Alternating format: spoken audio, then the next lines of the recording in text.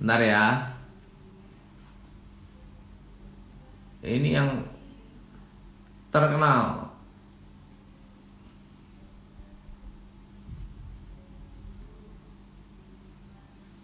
Ini sangat terkenal. Jadi saya kasih Anda a simple, disebutnya management decision matrix. Oke. Namanya Eisenhower matrix. Ini salah satu aja ya. Ada banyak yang lain, tapi saya rasa Anda bisa belajar hal yang bagus di Eisenhower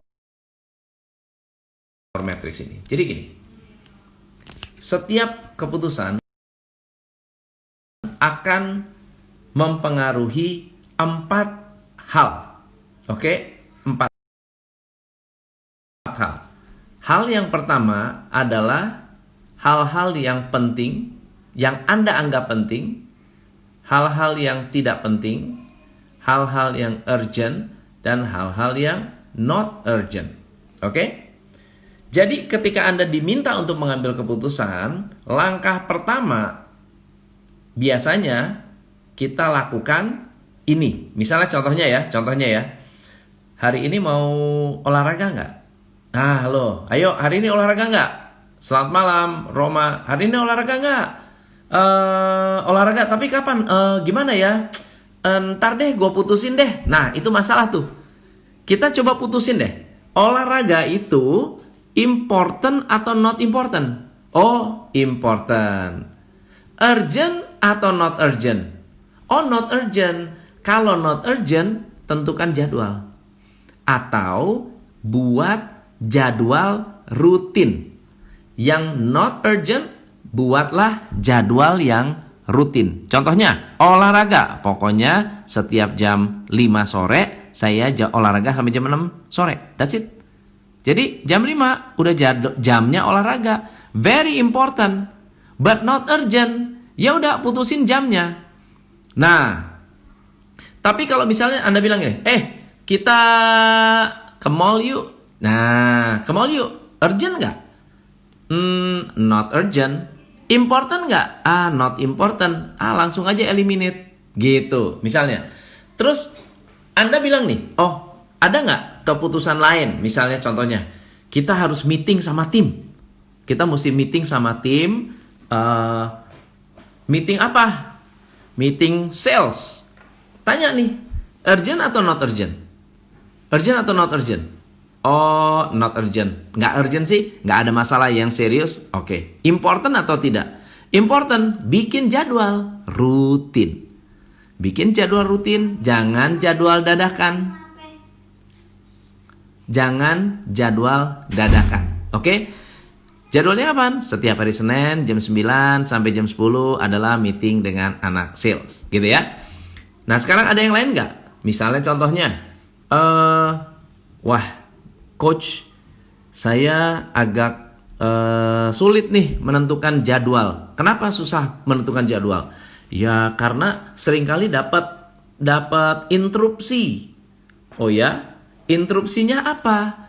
Urgent atau not urgent? Ya, kebanyakan sih urgent. Oh ya? Interupsinya urgent. Tapi important nggak? Ada yang important, ada not important. Oke, kalau urgent but not important, kan sering tuh Anda diganggu. Pak, kenapa? Tukang taman datang. Pak, permisi. Yes. Itu supir nanya mobilnya mau dicuci apa enggak, ya. Apa hal-hal yang sifatnya kadang-kadang urgent, harus diputuskan, but not important buat bisnis Anda. Ini harus ada orang yang mengerjakan, orang lain yang mengerjakan. Delegasikan supaya Anda bisa mengerjakan hal-hal lain.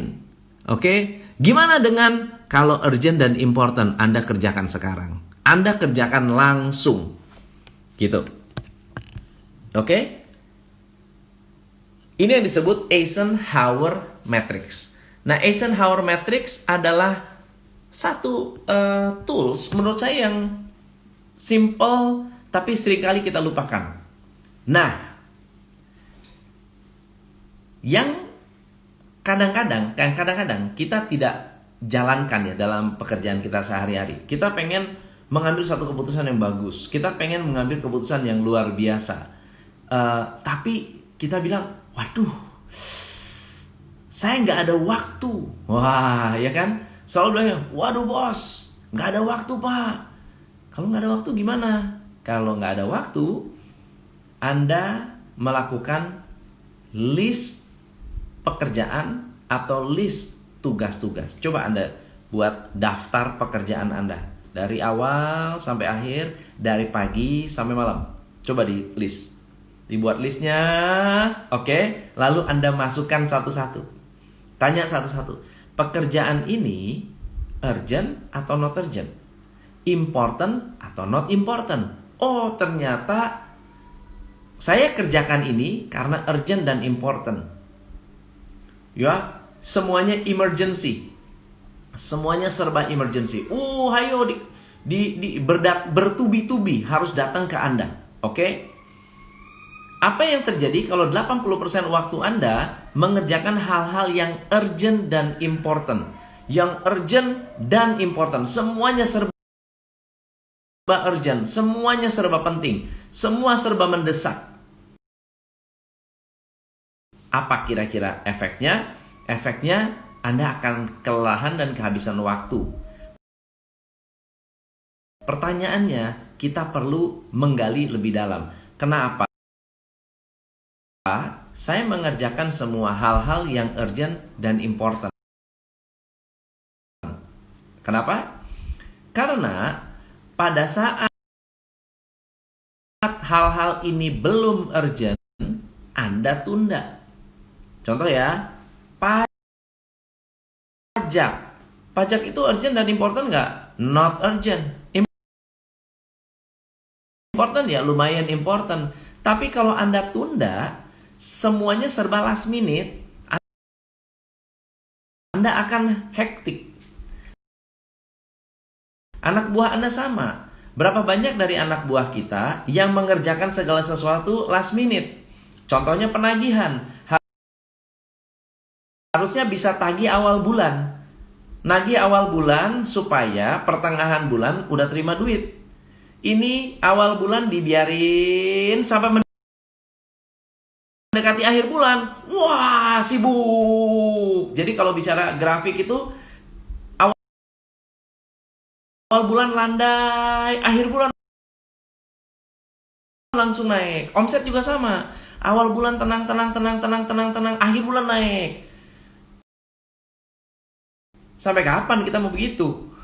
Sampai kapan? Oke? Nah, ini semua berkaitan dengan waktu atau berkaitan dengan sebuah sistem.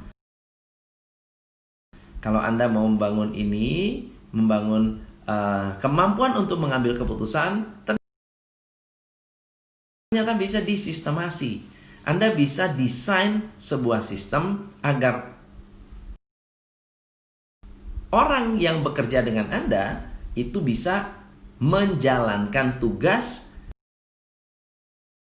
dengan pengambilan keputusan seefektif Anda. Gitu. Siapa yang mau belajar caranya? Ini ilmunya. Jadi saya mau cerita tentang pada saat saya masih menjalankan tugas saya masih karyawan. Oke? Tahun 92 adalah tahun pertama saya bekerja. Oke, saya bekerja tahun 92, lalu kemudian di tahun itu saya masuk ke sebuah airlines, dan di airlines itu tidak selalu bisa ketemu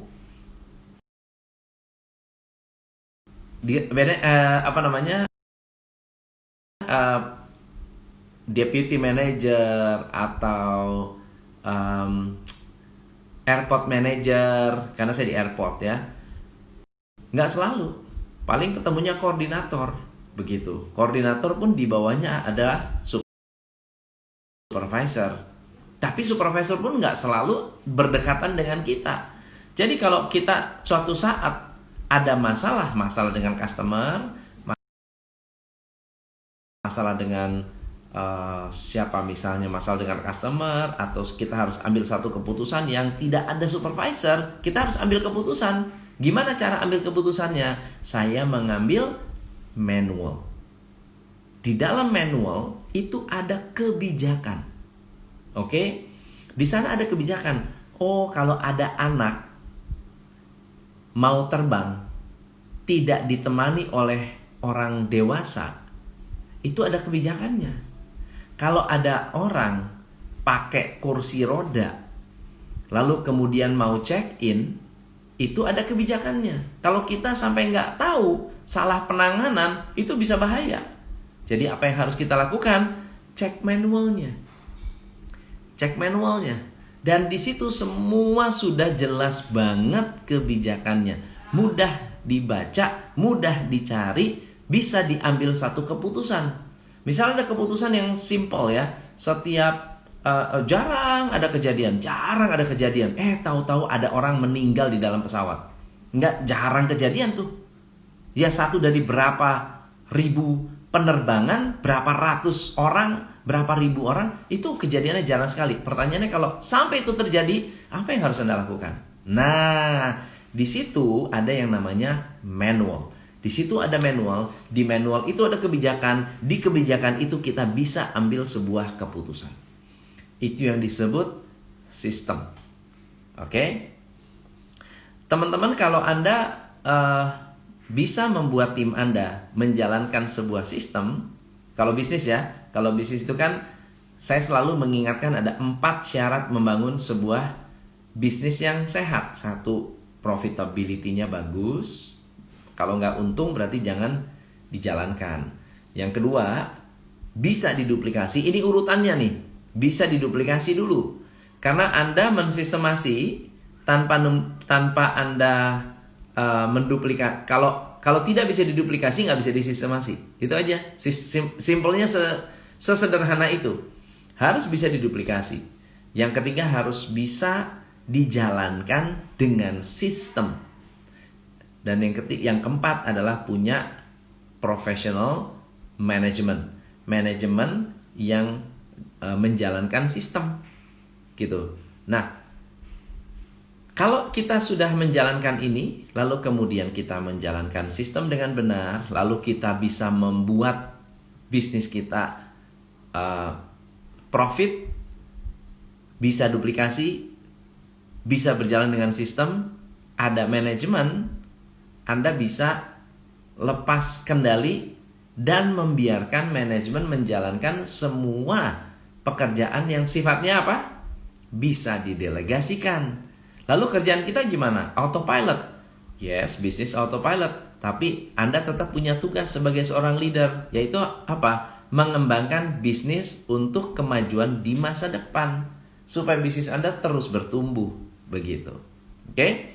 So, ada yang mau nanya nggak? Ada pertanyaan? Wah, mantap. Kalau coach, kalau urgent dan crucial sama. Urgent dan crucial itu sama. Mungkin lebih tinggi dari urgent, tapi sama-sama urgent. Ya, sama-sama mendesak. Ya. Oke, good. Ada pertanyaan? Nggak ada pertanyaan? Ada pertanyaan? Nggak ada pertanyaan? Nah, kalau Anda tidak ada pertanyaan, mungkin ini adalah satu pengingat ya buat teman-teman. Pada saat Anda ingin membangun sebuah bisnis dan bisnis Anda mau sukses, pengambilan keputusan kalau bisa jangan di satu pintu, jangan satu orang saja yang bisa ambil keputusan.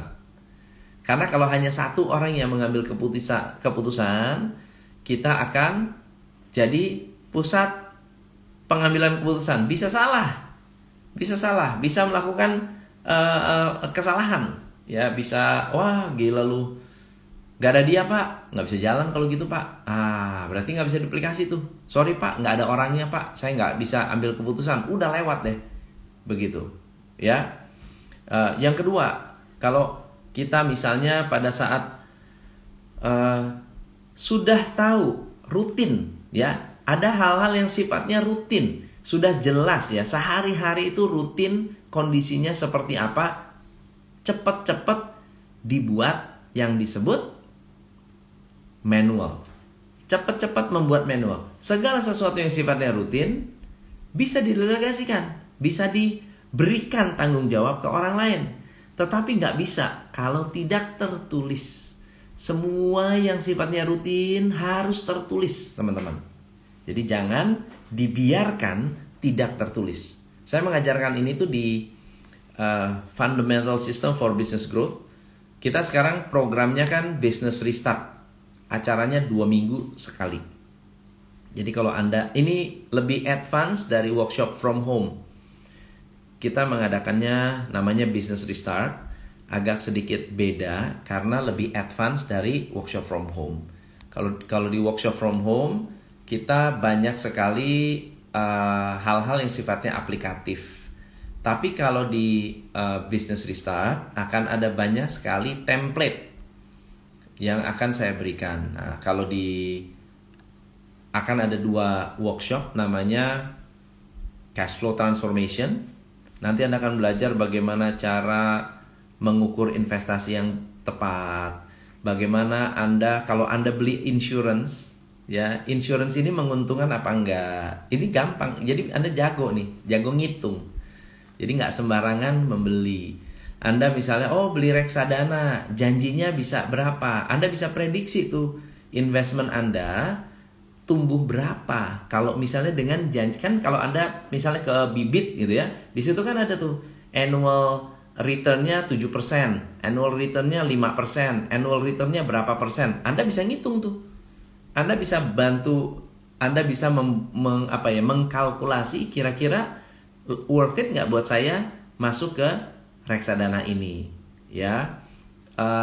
Akan memperkaya Anda dengan kemampuan untuk mengambil sebuah keputusan. Itu di Cash Flow Transformation. Acaranya 22-23 Juli, jam 9 sampai jam 12 siang. Siangnya jam 2 sampai jam 5 kita akan membahas tentang fundamental sistemasi. Nah, di Cash Flow Transformation saya mengajarkan Anda tentang di hari pertama fokus dengan optimasi cash flow, likuiditas, pengambilan keputusan investment. Hari kedua kita bahas tentang memaksimalkan profit dan mengatur orang sales. Karena orang sales menentukan jumlah cash yang masuk ke dalam bisnis kita. Di siang kita belajar tentang fundamental sistemasi. Itu adalah cara kita untuk mengelola sistem. Di hari pertama banyak bahas tentang SOP.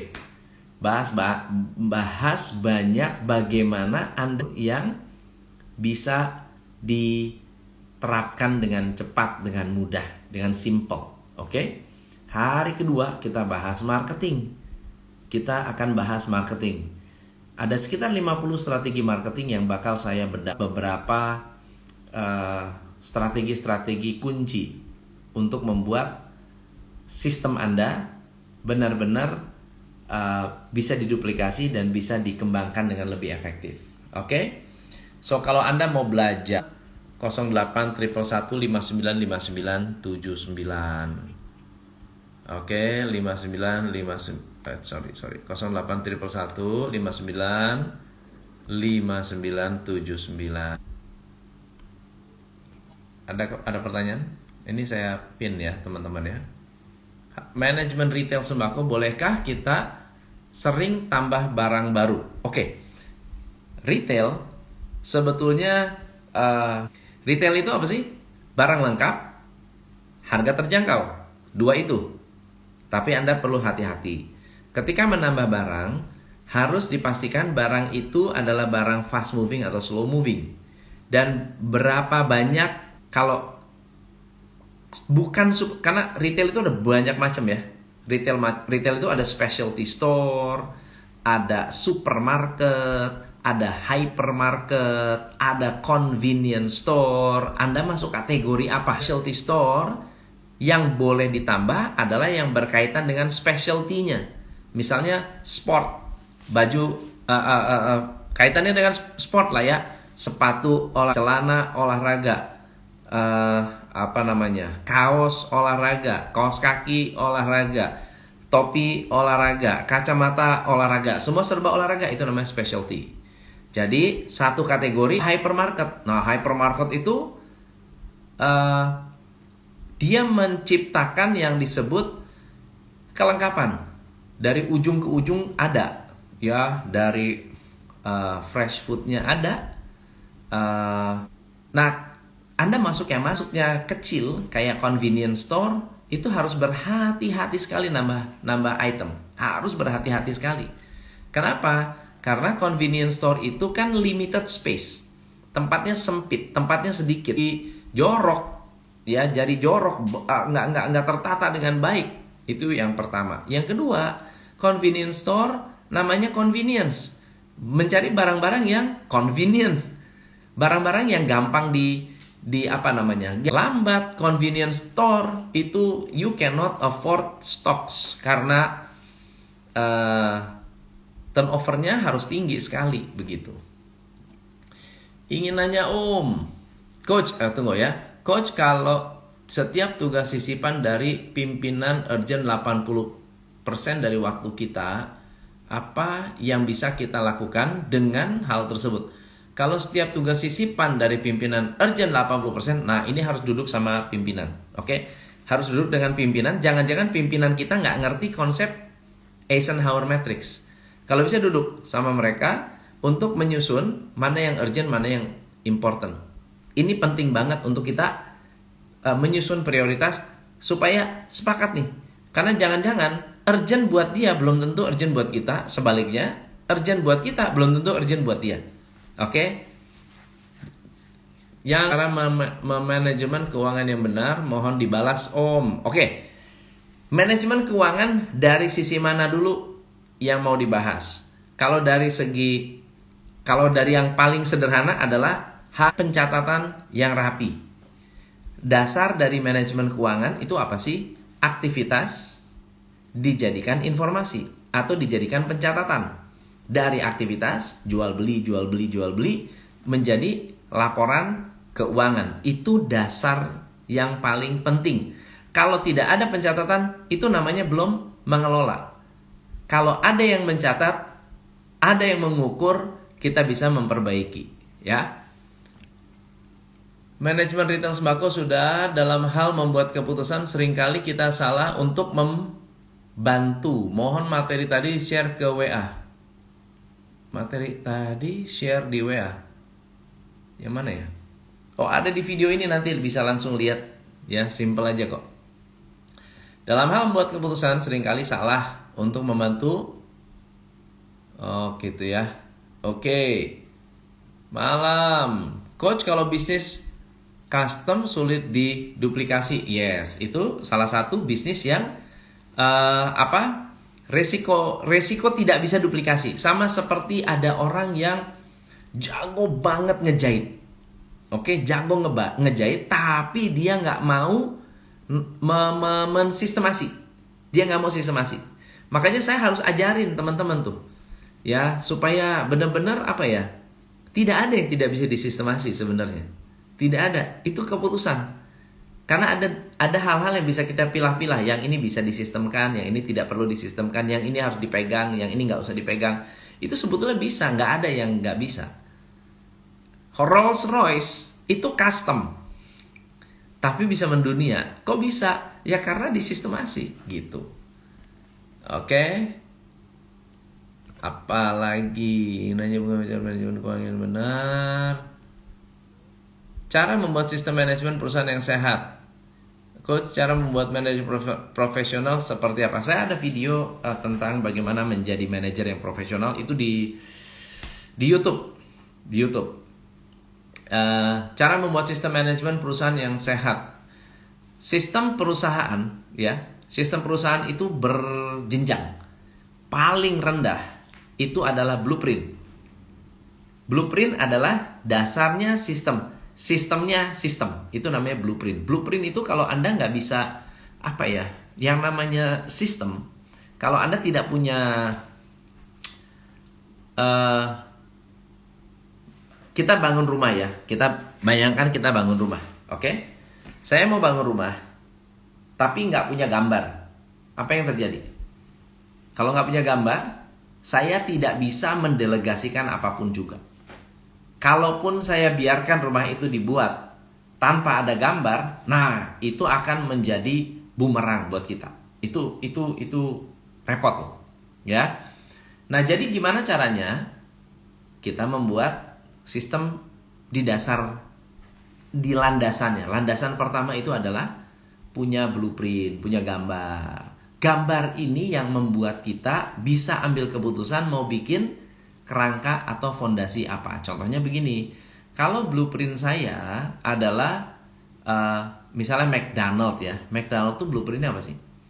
Blueprintnya adalah dia harus berkembang secara horizontal. Berkembangnya tuh horizontal. Horizontal artinya apa? Banyak, ada di mana-mana. Seperti Indomaret, berkembang horizontal, ada di mana-mana. Kenapa? Karena marketnya ada di mana-mana, gitu. Itu salah satu blueprint. Nah, karena harus ada di mana-mana, maka harus bisa dimandirikan. Jadi gimana cara memandirikan Indomaret? Franchise, gitu. Gimana cara memandirikan McDonald? Franchise, ya. Dengan adanya franchise, kita bisa memberi sistem, mendesain sistem yang suatu hari bisa mandiri. Ingat ya, mandiri itu autopilot untuk business owner, tetapi tidak autopilot untuk manajemen. Manajemen nggak bisa autopilot, manajemennya harus secara continuous menjalankan bisnis itu dengan konsisten. Begitu. Oke? Oke. Bagaimana manajemen bengkel sepeda motor? Bengkel sepeda motor, informasi pendaftaran, ya silahkan, benar. Jadi informasi pendaftaran boleh ke 081115959979. Ada 2 workshop, business restart. Satu adalah untuk mengelola keuangan, membuat keuangan Anda lebih sehat. Yang kedua adalah untuk mensistemasi. Kalau Anda mendaftar 30 pendaftar pertama, kalau saya nggak salah, itu untuk harga umum adalah 2,5 juta. Pendaftar pertama, 30 pendaftar pertama itu 750.000. Kalau Anda daftar 2 workshop sekaligus, ada harga lebih murah, harganya lebih spesial. Anda lebih baik langsung ke 081115959979. Betul, itu nomornya benar. 081115959979. Bisakah karyawan kita jadikan multitasking untuk efisiensi? Posisi apa saja yang bisa multitasking? Sebetulnya ada satu rumpun. Jadi dalam manajemen itu ada rumpun. Sebentar ya, saya coba kasih tunjuk materi sistemasi saya ya. Jadi teman-teman bisa lihat. Jadi saya kasih Anda, ini namanya system and process dalam bisnis. Sistem dan proses itu spesifik, nggak bisa. Jadi sistem apa yang wajib Anda miliki itu sudah jelas sebenarnya. Dalam sebuah bisnis itu sudah sangat-sangat jelas. Sebentar ya. Thank you pertanyaannya. Saya mau kasih tunjuk. Ini yang namanya sistem dan proses yang bisa Anda miliki, yang berupa satu rumpun. Kita sebutnya satu rumpun. Kenapa satu rumpun? Karena dia kalau dikerjakan multitasking nggak masalah gitu. Dia nggak masalah. Nih contohnya ya, admin itu rumpunnya dengan apa? Admin itu dengan policy, dengan prosedur, dengan legal, dengan fasilitas, dengan office prosedur dan seterusnya itu. Kalau Anda di misalnya contohnya ini saya gedein ya. Di finance accounting itu serumpun dengan apa? Itu jelas semua. Gitu. Ini adalah sistem yang harus Anda miliki dalam sebuah bisnis. Oke? Perlu nggak dikerjakan semua? Ya, kalau memang bisa dikerjakan, Anda bisa kerjakan. Kalau tidak perlu dikerjakan, ya jangan dikerjakan begitu. Itu namanya rumpun ya. Dia satu rumpun. Dan ini bisa menjadi panduan kita ketika kita mengembangkan lebih besar. Ya, mengembangkan lebih besar dalam untuk rekrutmen. Jadi Anda lihat ya, bentuknya adalah sebuah blueprint. Jadi mau ada apa-apa balik ke blueprint. Ya, balik ke blueprint. Itu adalah multitaskingnya jadi memungkinkan, asal tidak boleh nyebrang multitasking itu. Ya. Sulit, Pak. Ya, bisa start dari mudah. Kapan kita boleh buka unit baru? Apakah bisnis baru itu harus sama berkaitan atau beda jauh? Misal sekarang saya bisnis kesehatan, buka unit baru bidang makanan. Nah, boleh aja. Dari resto ke rumah sakit, dari rumah sakit ke fashion boleh. Syaratnya adalah ada manajemen yang mengelola atau tidak. Ini syarat keempat nih. Jadi kalau Anda sudah bagus di profit, Anda bisa menduplikasi, ada sistem, ada orangnya nggak yang ngerjain? Kalau ada orangnya, jalankan. Kalau nggak ada orangnya, sebaiknya bertahan kepada unit bisnis yang sudah kuat. Helan, oh ini nomor telepon. Tadi ada yang tanya mengenai workshop. Minimarket harus berhati-hati dengan penambahan jumlah barang karena harus ada tes. Kalau saran saya mau nambah jumlah barang boleh tes dikit, berapa banyak kebuangnya, cepet nggak dia tertariknya, cepet nggak larisnya. Kalau larisnya cepat boleh nambah baru, tapi kalau larisnya lama langsung dirilis saja. Dirilis. Coach, dalam keadaan pandemi banyak usaha yang tidak memerlukan karyawan yang terlalu banyak, betul. Karena sudah sangat efisien dan pendapatan perusahaan pun masih stabil. Hal ini bisa bertahan